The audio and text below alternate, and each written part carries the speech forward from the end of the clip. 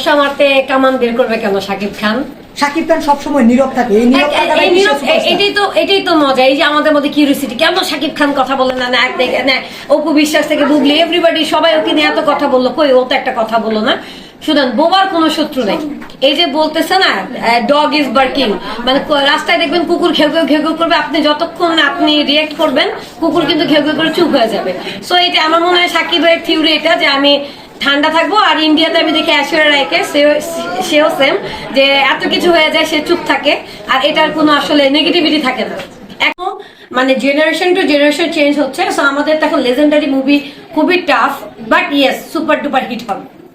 আপু, যেহেতু আপনি একটা ব্যাপার কোট করেছেন, সেটা হচ্ছে সোশ্যাল মিডিয়া সিনেমা জগৎ নিয়ে আপনিও একটু উচ্ছ্বাসিত।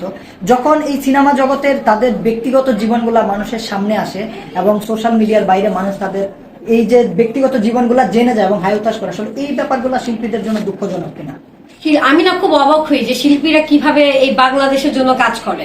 লাইক সাকিব আল হাসানকে নিয়ে যখন বাজে কথা বলে, আমি খুব চিন্তা করি যে সাকিব আল হাসান কিভাবে মাঠে গিয়ে আবার খেলে এই বাংলাদেশের জন্য, যেখানে এই বাংলাদেশের মানুষগুলো তাকে গালি দিচ্ছে। তারপর আবার দেখা যায় যে এই নায়ক নায়িকা তারা আমাদের গর্ব, কারণ সাকিব খানকে টক্কর দেওয়ার মতো আসলে কেউ আসে নাই। সো ইন দ্যাট সেন্স তাকে নিয়ে আমরা আবার একটা কথা বলছি, বা ব্যক্তিগত আগে নায়ক নায়িকাদের লাইফে যেরকম কাহিনী ছিল না, ভুল কথা, তাদেরও ছিল, বাট তখন সোশ্যাল মিডিয়াতেও অ্যাওয়ার্ড ছিল না, যার কারণে তাদেরগুলো লুকান্বিত ছিল। বাট আমাদের এখন তো মিডিয়া একটু বেশি হাইলাইটেড, কথায় কথায় এনে সাংবাদিক চলে আসে, সবকিছু ভাইরাল হয়ে যায়। আর পাবলিক ফিগারদের পার্সোনাল লাইফ নিয়ে মানুষ কথা বলবে, এটা খুব ন্যাচারাল। বাট এটা hats off to our celebrities, যারা হচ্ছে এই নেগেটিভ ইম্প্যাক্ট গুলোকে তারা খুব পজিটিভ ভাবে নেয়, তারা দেশের জন্য আরো কিছু ভালোই করে, যাতে মানুষের ভালোবাসাগুলো আবার নেগেটিভ থেকে পজিটিভে চলে আসে।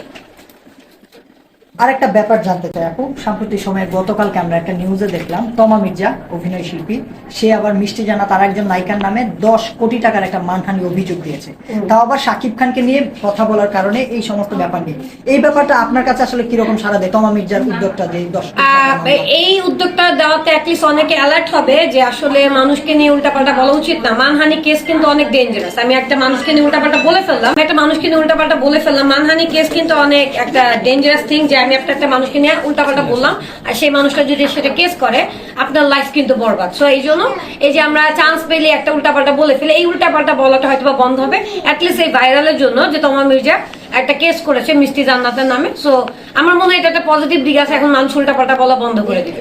আপু, আপনার কাছে কি মনে হয় মিষ্টি জান্নাত কি ভাইরাল হওয়ার জন্য এই কাজ করছে, না শাকিব খানের সাথে আসলেই কোনো সম্পর্ক আছে?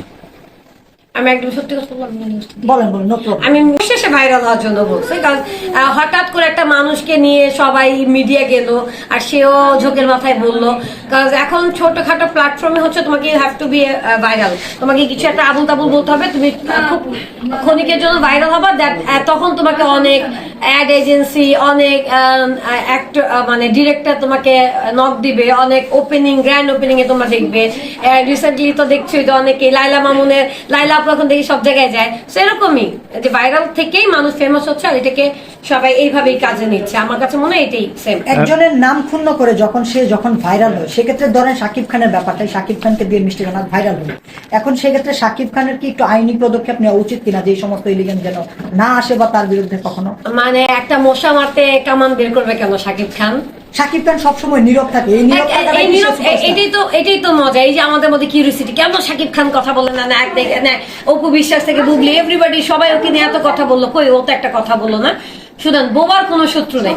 এই যে বলতেছে না ডগ ইজ বার্কিং, মানে রাস্তায় দেখবেন কুকুর ঘেউ ঘেউ ঘেউ ঘেউ করবে, আপনি যতক্ষণ না আপনি রিয়েক্ট করবেন কুকুর কিন্তু ঘেউ ঘেউ করে চুপ হয়ে যাবে।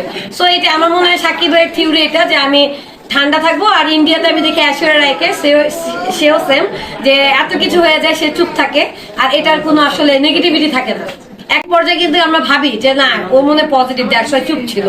মানে প্রতিবাদ করলে কিন্তু যে সবসময় রাইট হয় তা কিন্তু ঠিক না।